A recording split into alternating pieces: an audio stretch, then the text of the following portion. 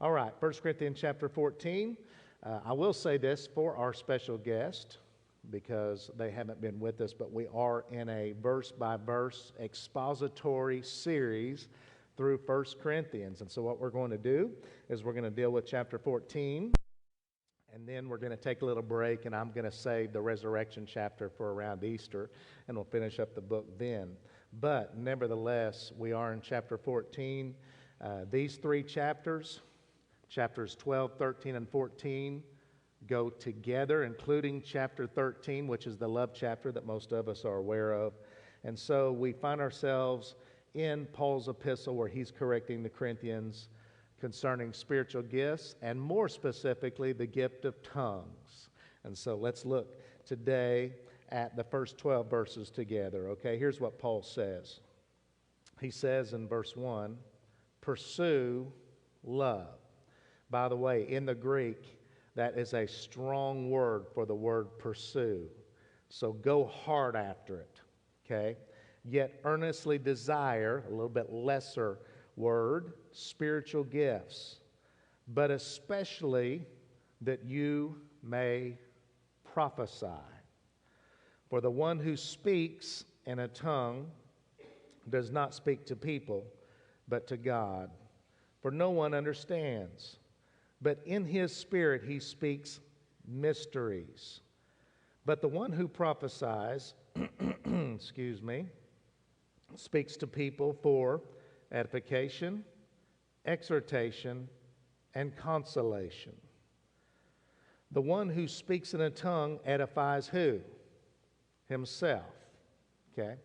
But the one who prophesies edifies the church. Now, I wish that you all spoke in tongues, Paul says, but rather that you would prophesy. And greater is the one who prophesies than the one who speaks in tongues, unless he interprets, so that the church may receive edification. By the way, before I read verses 6 and following, let me just say what Paul is doing. He's comparing the gift of prophecy with the gift of tongues, and he's telling why the church should pursue the gift of prophecy rather than the gift of tongues. Namely, because tongues lift up and edifies yourself, whereas prophecy edifies those that are around you. That's what he's doing. And so in verse 6, he says, but now, brothers and sisters, brethren, if I come to you speaking in tongues, how will you benefit, or how will I benefit you, unless I speak to you either by way of revelation or of knowledge, or of prophecy, or of teaching? Yet even lifeless instruments, whether flute or harp, in producing a sound, if they do not produce a distinction in the tones, how will it be made known what is played on the flute or on the harp? For if the trumpet, and I think the translation in the older New American Standard says bugle. Your translation there should say trumpet. It's a better translation, but it says, now if the trumpet, if it produces an indistinct sound, who will prepare himself for battle? So, Paul says to the Corinthians, you too, unless you produce intelligible speech by the tongue, how will it be known what is spoken? For you will just be talking into the air.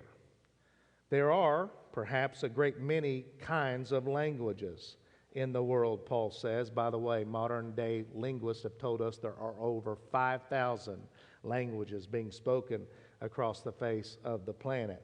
Paul knew that there was a lot, probably didn't have that number in his mind, but he says here that there are a number of languages in the world, and none is incapable of meaning. So if I do not know the meaning of the language, I will be unintelligible to the one who speaks, and the one who speaks will be unintelligible to me.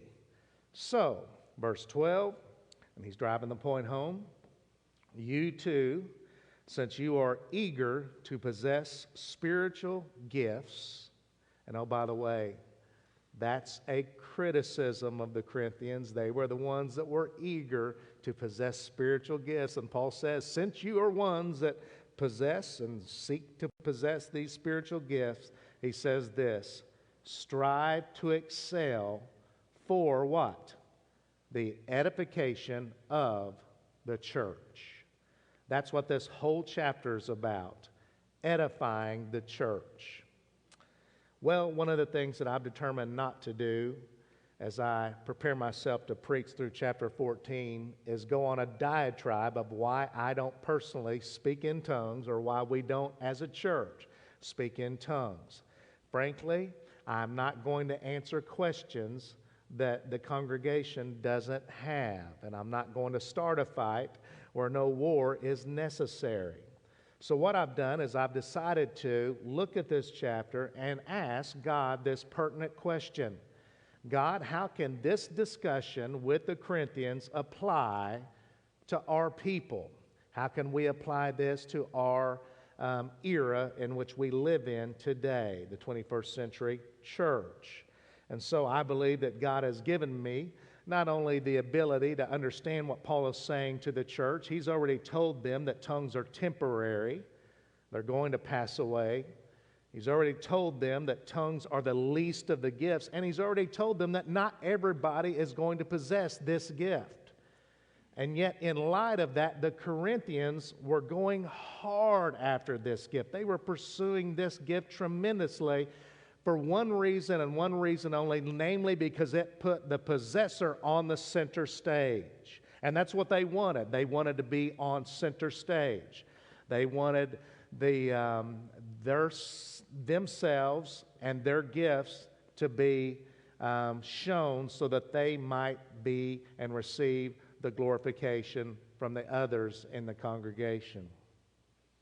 So, I'm asking God, what is the danger for us in the church? I'm not worried about any of you going on a tangent, a charismatic tangent, and getting off on the gift of speaking in tongues. I'm not worried about that. But we do have a clear warning for us, even at First Baptist Church, Coweta.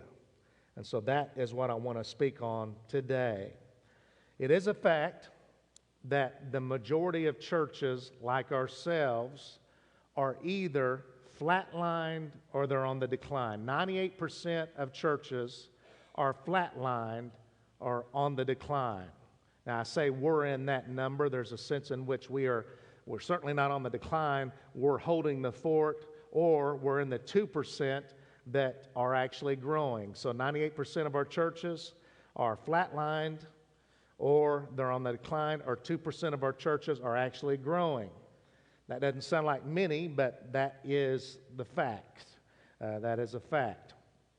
That being said, in terms of the churches that are growing, the 2% of churches that are growing in the United States of America, many of them, almost all of them, are only growing because of what we call transfer growth. Now, do you know what that means?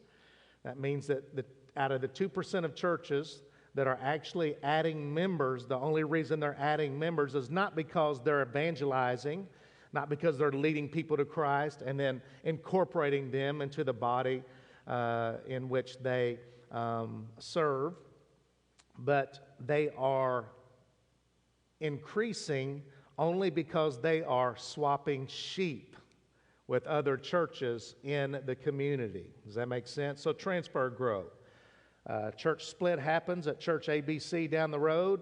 Some of their people go to Second Baptist Church, others go to Third Baptist Church, and somebody starts a church in a community.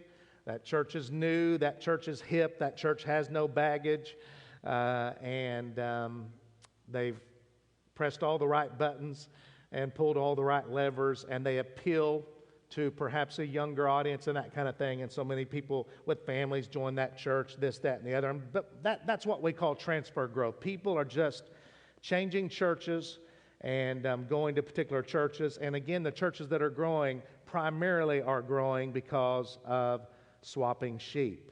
Now, many churches have become what I call consumer-driven. I don't want to lose you here. I want you to zone in now. Give me your attention, okay?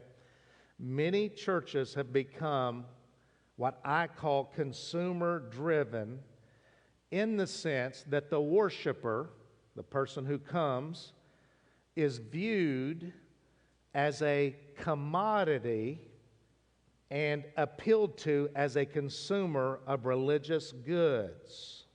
Did you hear what I just said?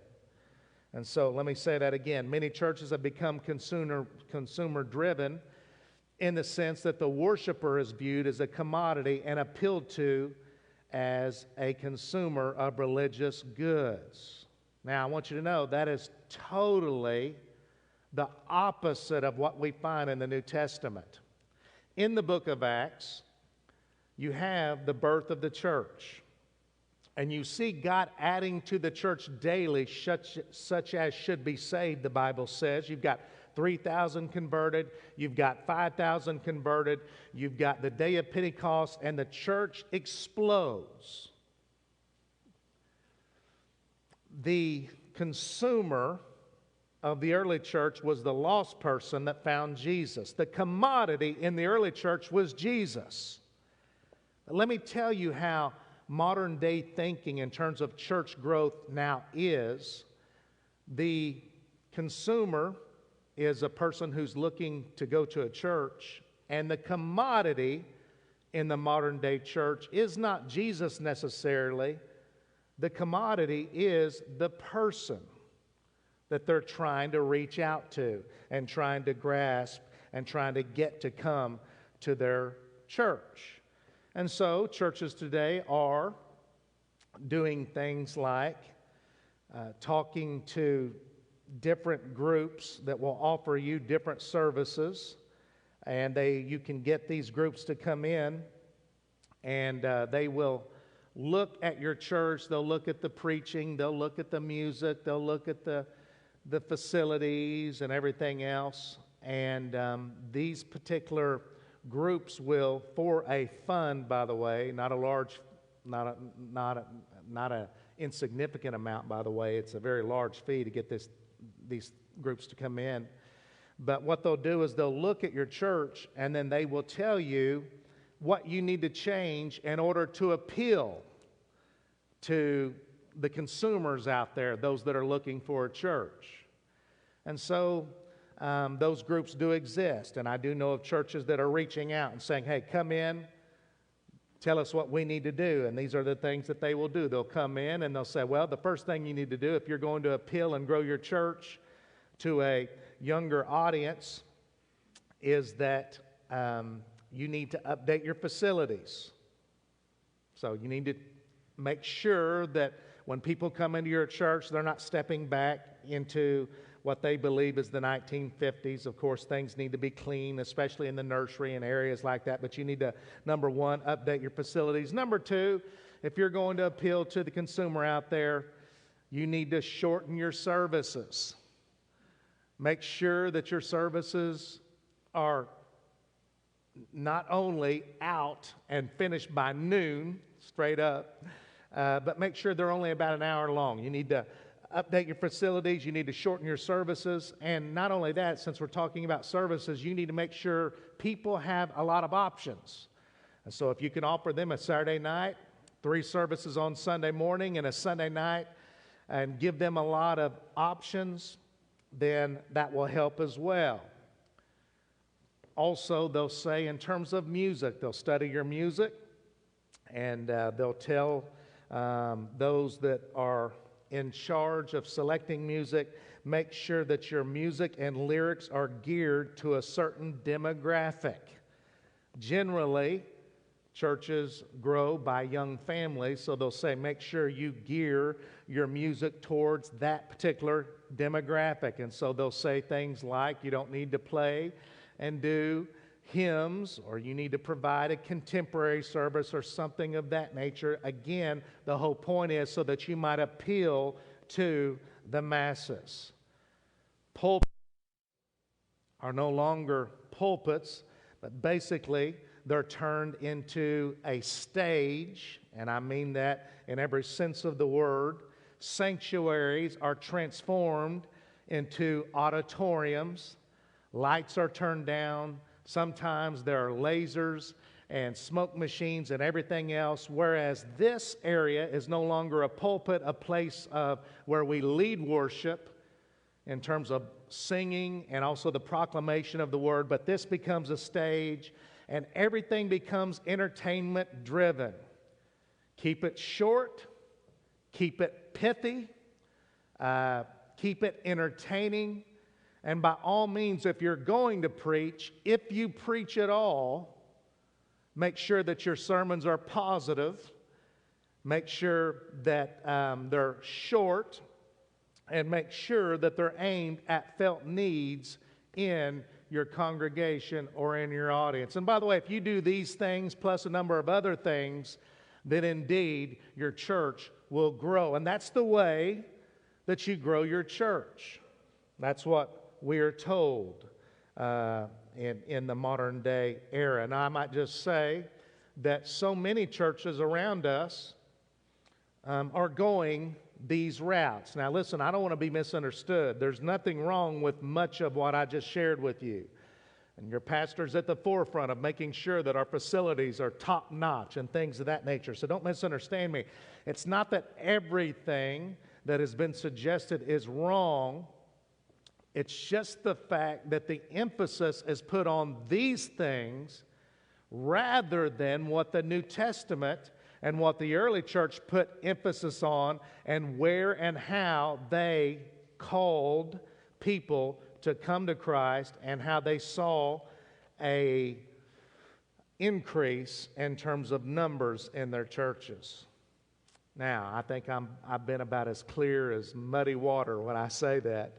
What I'm trying to say is at the end of the day, it's just that when one looks at the growth of the church in Acts, it becomes clear that the early church had one central commodity, and it wasn't people looking to join a church. That one central commodity was Jesus.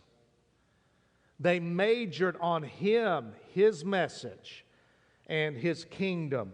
And so that's what they thought that they had to offer the world. Not entertainment,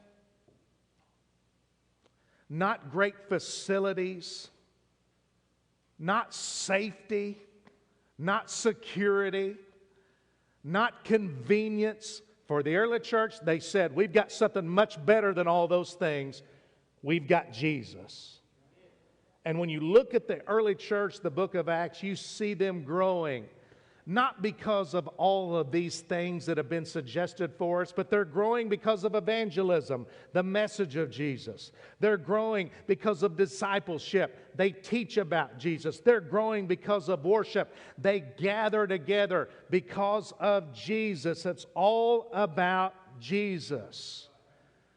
And so when, even in the New Testament, a church deviates from making Jesus and His kingdom the center of everything. When a church is off, that is when that church finds themselves in the crosshairs of one of the New Testament writers' rebukes. In other words, when a New Testament church was off, or when they were in error, they were rebuked. And that's what Paul is doing. I don't know if you picked this up yet, but literally all 16 chapters of the book of Corinthians is Paul rebuking the church because they were off in so many areas, namely, and in the section that we're in, speaking of spiritual gifts. And so Paul's letter to the Corinthians is not just a rebuke because they were off in spiritual gifts. It was a rebuke because they were carnal and they were selfish. The problem was not the gift of tongues itself. The problem was the fact that this church wanted to use that gift for themselves. They sought this gift because this gift allowed them to be on center stage. And so, ladies and gentlemen, I want you to know that we might not struggle today. The problem in our church might not be some charismatic chaos, as was sweeping across the country back in the 80s. But our problem today certainly very well could be the body of Christ. Okay? When we come to church, we want to be clear about what we're saying. Look at why. Look what he says here. Pursue love, yet earnestly desire spiritual gifts, but especially that you may prophesy. Now here's what Paul is doing. He says, pursue love, make that your pursuit. As a secondary pursuit, you can pursue spiritual gifts. And he said, out of all the spiritual gifts, if you're going to pursue one of those, you pursue prophecy, preaching, speaking one to another. And why does he say that? Well, verse 2, for the one who speaks in a tongue does not speak to people but to God, for no one understands. That's the problem, speaking in tongues. Especially if you don't have an interpreter. When they're speaking, no one understands what they're saying. But in his spirit, he speaks mysteries. You're just speaking mysteries. No one is able to comprehend what you're saying. Verse 3, but the one who prophesies speaks to people how and why? For edification, exhortation, and consolation. That's why Paul says, listen, if you're going to go after a gift that edifies somebody else. Go after preaching. Go after teaching. Go after prophesying. When you come together, the only way that somebody can be edified, somebody can be exhorted, and somebody can be comforted is by way of normal, articulate speech. And so Paul is saying, quit coming together, showboating on your spiritual gifts, and make sure that you speak to one another in a language that is clear. It is all about edification. That's why Paul says, verse 5, now I wish that you all spoke in tongues. Oh, by the way, when I was first saved and in the Pentecostal or charismatic church, this verse was plucked out of context, and I was told by those that were trying to teach me that the gift of tongues was for everybody and I should seek the baptism of the Holy Ghost. I was told, see, Paul says in verse 5 that I wish you all spoke in tongues. Paul is going to say that he speaks in tongues more than them all a little bit later. And so I was told, see, Paul spoke in tongues. You should speak in tongues. Ladies and gentlemen, that is how not to use the Word of God, by the way. Paul says this in context. Specifically, he says, look, I wish that you all spoke in languages. I wish you all did. That's fine. And by the way, that word wish there is much more tongue-in-cheek than it is in verse 1 with the pursuit and earnestly desire that's found in verse 1. Paul is saying, look, I'm fine if you all spoke in tongues, but rather, here's what I hope. I wish that you would prophesy. And greater is the one who prophesies than the one who speaks in tongues, unless he interprets, so that the church may receive edification. That, at the end of the day, is what it is all about. Language edifies, and Paul later on says, I would rather speak 5 words in a known language than 1,000 words in an unknown language. It's all about the others that are around you. And that's really what this chapter is about. I remember when I was teaching at Southwestern, and by the way, I preached in Mandarin churches where I had a Chinese interpreter. I preached in Hispanic churches, literally in places like Guatemala and in Mexico. I preached in Spanish churches where I had a Spanish interpreter. I preached in other churches. I've spoken in churches where I spoke and they were translated into languages like Korean and things of that nature. Anyway, I was teaching down at Southwestern, and I was teaching a class to a number of D-Min Korean students that were from South Korea that were on campus. And so I had my interpreter with me, and so I would speak in English, and then he would say what I said in Korean. And so this large number of Korean students were out there, and they were listening to me teach. And as I was teaching, I said something that is kind of a 21st century, modern-day colloquial saying. You'll know what I mean when I say this. If I told you the gospel needs to be preached from Genesis to the maps, would you guys understand what I meant by that? You would. Genesis to the maps. You know that at the back of your Bible we have something back there called maps, right? So when I say Genesis to the maps, I'm talking about Genesis to the book of Revelation. And that's what I said to these Korean students. I said, we need to preach the gospel from Genesis to the maps. And all of a sudden, and basically what happens is you get into a little dance with your interpreter. You say a sentence, he says a sentence, you say a sentence, he says a sentence. All of a sudden, I say that one sentence, and then he launches in not just to a sentence, but a whole paragraph. And so he looks at me after he says it, and he says, "Are you sure?" And I said, "Yes." And then he continues on in his paragraph in terms of explanation. Then at the end of that paragraph, I kid you not, here's what he said.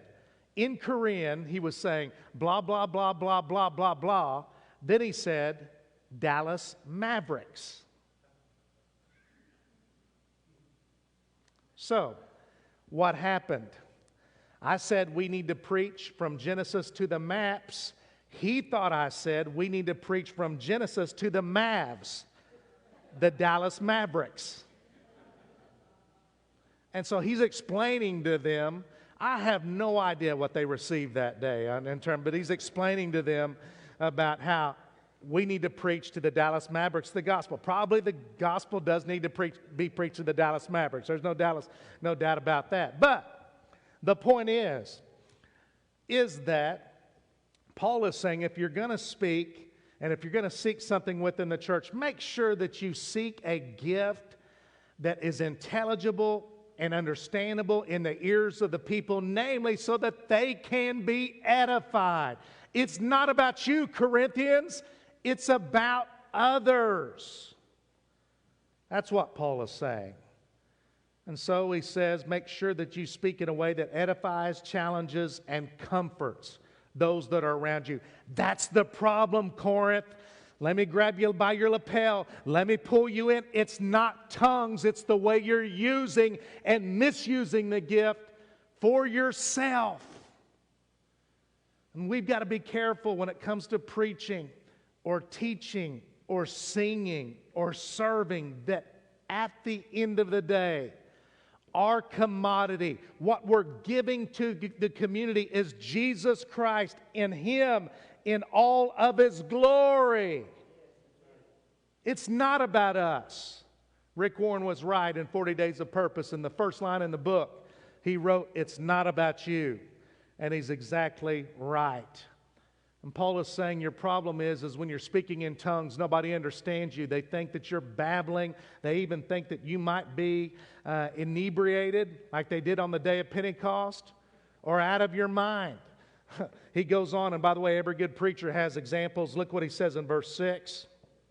I'll do a flyover on this section. But now, brothers and sisters, if I come to you speaking in tongues, how will I benefit you unless I speak to you either by way of revelation or of knowledge or of prophecy or of teaching?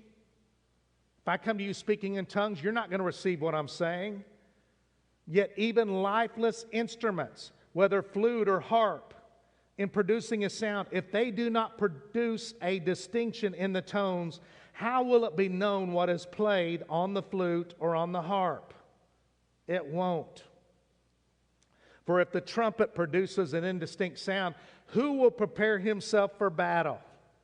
You guys know that even back in the first century, they would blow a shofar, and they would distinctly blow a shofar in a distinct way. Even in Israel, they had watchmen on the wall, and when they blew that shofar in a particular way, the way that shofar, that trumpet made its noise or its sound, alerted its hearers in terms of what to do. Paul is saying, if you blow a trumpet and no one knows what it means, it's not going to help anybody. It's just going to be a blown trumpet. Remember he said a few sermons ago, nothing more than a clanging cymbal. Just empty chatter. And so he says here in verse 5, so you too, Corinthians, so you too, unless you produce intelligible speech by the tongue, how will it be known what is spoken? For you will just be talking into the air. There are perhaps a great many kinds of languages in the world, and none is incapable of meaning. Verse 11, so if I do not know the meaning of the language, I will be unintelligible to the one who speaks, and the one who speaks will be unintelligible to me.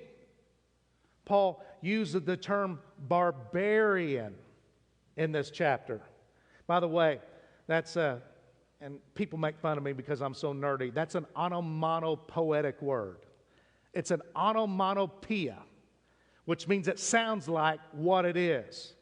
It's literally used in this chapter by the Apostle Paul. Barbarian. You'll sound like you're a bar. That's all you're saying. You'll be a barbarian. You'll sound like you're an idiot. He says, therefore, don't be unintelligible. Be intelligible.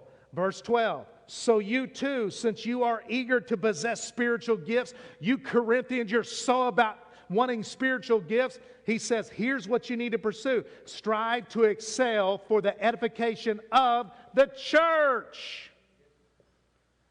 It's about your brother and your sister. It's about that lost person that comes into your church.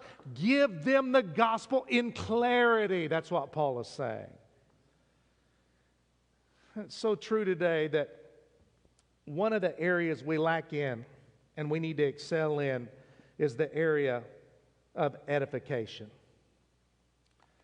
Paul uses this word over and over and over again. Edify, edify, edify. This is why you preach. This is why you sing. You preach and you sing for the glory of God. It's all about Him. And when you come to church, it's not just about you and your selfishness, your prerogative, your view, your way, what you want, what you desire. Actually, you should be coming to church saying, how can I serve? How can I positively make an impact in somebody else's life? And so often our language, even in the church, I'm not just talking about from the pulpit, it certainly can be from the pulpit, but our language to one another can degrade into criticism, backbiting.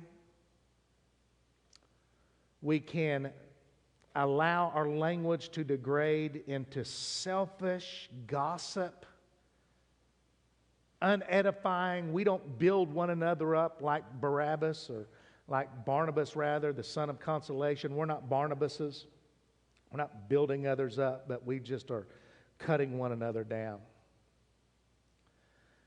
One of the things that I saw on social media a couple of weeks ago, I caught a screen capture of it because it made me think of the fact that so often we'll speak to somebody and we'll not think about perhaps where they're coming from or what situation they're in.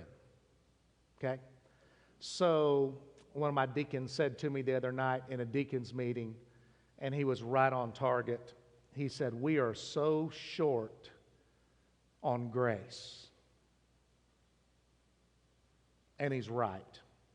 Our culture, by the way, is short on grace. When we come into the church, we're so quick to criticize, even when we don't know the whole picture of what we might be criticizing. So let me show you the odd picture, and I'll explain it to you.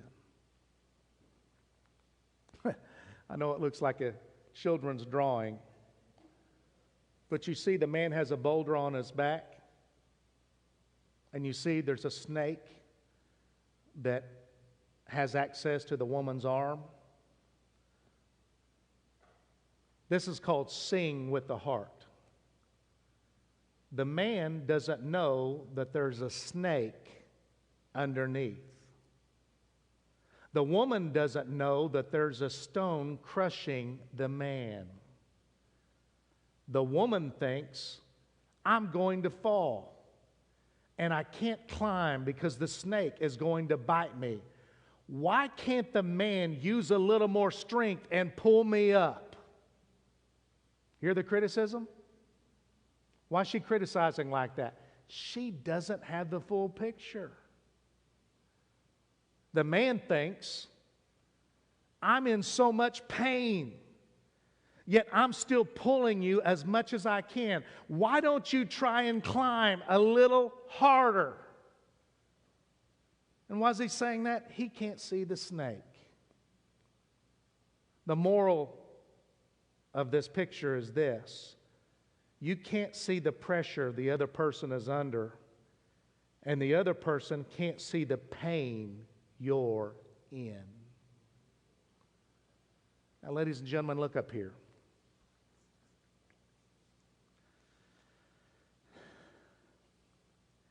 Be careful about jumping to conclusions and criticizing and gossiping and tearing down somebody else. For you don't know what that person is dealing with behind the scenes. If we would just do what the Apostle Paul says, which is in this chapter, pursue love, give one another, chapter 13, the benefit of the doubt, not be so quick to jump to conclusions, not be so quick to pull back grace and give judgment and criticism, but we would be quick to hear, slower to speak. If we would just, like the Apostle Paul says here, die to self, quit pursuing things that put you on center stage and put others first.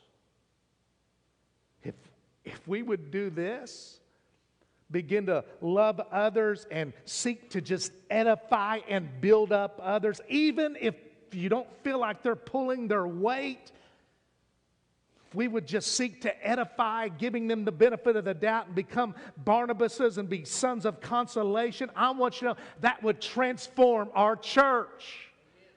And that would transform our homes and our families and our marriages. And ladies and gentlemen, going back to the beginning of the sermon, talking about all this mess about church growth, let me tell you something. That is how you grow a church.